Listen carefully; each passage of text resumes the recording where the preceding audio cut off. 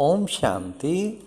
सुनते हैं थर्ड में 84 के अव्यक्त बाप दादा के मधुर महावाक्य। आज की अव्यक्त वाणी का टाइटल है परमात्मा की सबसे पहली श्रेष्ठ रचना ब्राह्मण। आज की मुरली में बाबा ने सर्व संबंध के प्रीति की रीति का कौन सा गीत है। फिर बाबा ने इस कल्प वृक्ष का फाउंडेशन कौन है।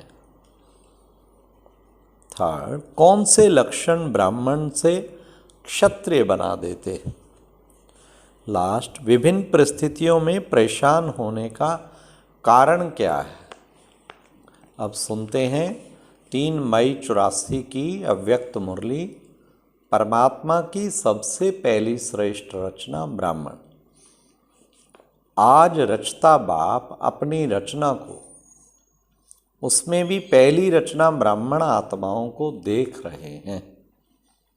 सबसे पहली श्रेष्ठ रचना आप ब्राह्मण श्रेष्ठ आत्माएं हो, इसलिए सर्व रचना से प्रिय हो।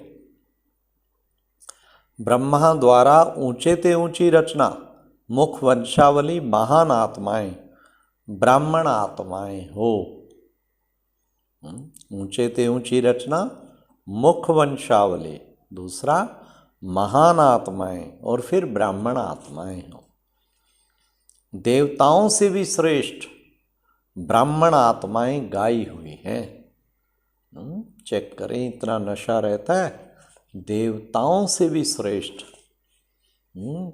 मेरा जीवन इस वक्त चल रहा है। ब्राह्मण ही फरिश्ता सो देवता बनते हैं, लेकिन ब्राह्मण जीवन आदि पिता द्वारा संगम युगी आदि जीवन है। आदि संगमवासी ज्ञान स्वरूप त्रिकालदर्शी त्रिनेत्री ब्राह्मण आत्माएं हैं। साकार स्वरूप में साकारी सृष्टि पर आत्मा और परमात्मा के मिलन और सर्व संबंध के प्रीति की रीति का अनुभव, परमात्मा अविनाशी खजानों का अधिकार साकार स्वरूप से ब्राह्मणों का ही यह गीत है ना। हमने देखा, हमने पाया शिव बाप को ब्रह्मा बाप द्वारा। कितना सुंदर गीत। मम्मा बाबा सब दादियाँ नशे में झूम उठते थे। पहला गीत बना था, हमने देखा हमने पाया शिव भोला भगवान, कितना मीठा कितना प्यारा शिव भोला भगवान। बड़ा नशा चढ़ जाता था सुनते सुनते। तो बाबा ने कहा यही ब्राह्मणों का गीत है ना, ये देवताई जीवन का गीत नहीं है। साकार सृष्टि पर इस साकारी नेत्रों द्वारा दोनों बाप को देखना, उनके साथ खाना पीना चलना बोलना सुनना, हर चरित्र का अनुभव करना, विचित्र को चित्र में देखना। वो विचित्र जिसका कोई चित्र नहीं, उसको चित्र में देखना, यह श्रेष्ठ भाग्य ब्राह्मण जीवन का है। कितना बड़ा भाग्य है। उसके साथ देखना उठना खाना पीना चलना सब ब्राह्मण ही कहते हैं। हमने भगवान को बाप के रूप में देखा, माता सखा बंधु साजन के स्वरूप में देखा।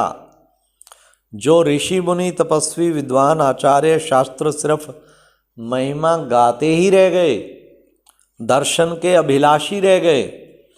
कब आएगा, कब मिल ही जाएगा। इसी इंतजार में जन्म जन्म के चक्र में चलते रहे। लेकिन ब्राह्मण आत्माएं फलक से निश्चय से कहते, नशे से कहते, खुशी खुशी से कहते, दिल से कहते, हमारा बाप अब मिल गया। वह तरसने वाले और आप मिलन मनाने वाले। ब्राह्मण जीवन अर्थात सर्व अविनाशी अखुट अटल अचल सर्व प्राप्ति स्वरूप जीवन। ब्राह्मण जीवन इस कल्प वृक्ष का फाउंडेशन जड़ है। सबसे जड़ पूरे कल्प वृक्ष का ये ब्राह्मण। ब्राह्मण जीवन के आधार पर वह वृक्ष वृद्धि को प्राप्त करता है।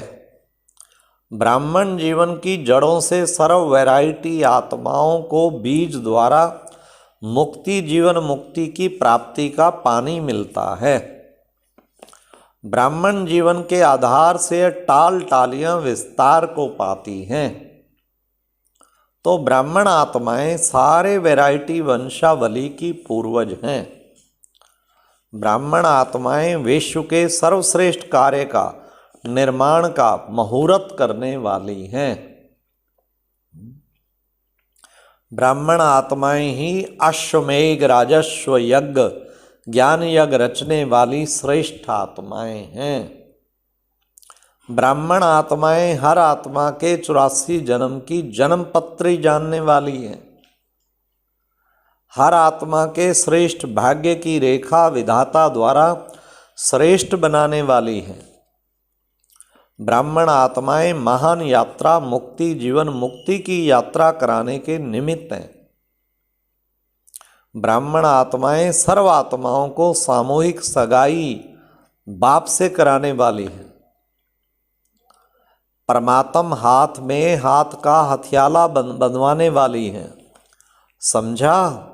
कितने महान हो, कितने जिम्मेवार आत्माएं हो। पूर्वज हो ना, जैसे पूर्वज वैसी वंशावली बनती। साधारण नहीं हो, परिवार के जिम्मेवार व कोई सेवा स्थान के जिम्मेवार इस हद के भी जिम्मेवारी नहीं है। विश्व की आत्माओं के आधार मूर्त हो, उद्धार मूर्त हो। बेहद की जिम्मेवारी हर ब्राह्मण आत्मा के ऊपर है। अगर बेहद की जिम्मेवारी नहीं निभाते, अपनी लौकिक प्रवृत्ति व अलौकिक प्रवृत्ति में ही कभी उड़ती कला तो कब चढ़ती कला, कब चलती कला तो कब रुकती कला, इसी कलाबाजी में ही समय लगाते, तो वह ब्राह्मण नहीं लेकिन क्षत्रिय आत्माएं हैं। पुरुषार्थ की कमाल पर यह करेंगे, ऐसे करेंगे कि तीर निशान अंदाजी करते रहते हैं। निशान अंदाजी और निशान लग जाए, इसमें अंतर है। यह निशान का अंदाज करते ही रह जाते हैं। अब करेंगे, ऐसे करेंगे, यह निशान का अंदाज करते, उसको कहते हैं क्षत्रिय आत्माएं। ब्राह्मण आत्माएं निशान का अंदाजा नहीं लगाती, सदा निशान पर ही स्थित होती हैं। संपूर्ण निशाना सदा बुद्धि में है ही है। सेकंड के संकल्प से विजयी बन जाते। बाप दादा ब्राह्मण बच्चे और क्षत्रिय बच्चे दोनों का खेल देखते रहते हैं। ब्राह्मणों का विजय का खेल और क्षत्रियों का सदा तीर कमान के बोझ उठाने का खेल। कितना फर्क है। हर समय पुरुषार्थ की मेहनत का कमान है ही है। एक समस्या को समाधान करते हैं तो दूसरी समस्या खड़ी हो जाती। ब्राह्मण समाधान स्वरूप है और क्षत्रिय बार बार समस्या को समाधान करने में लगे हुए रहते हैं।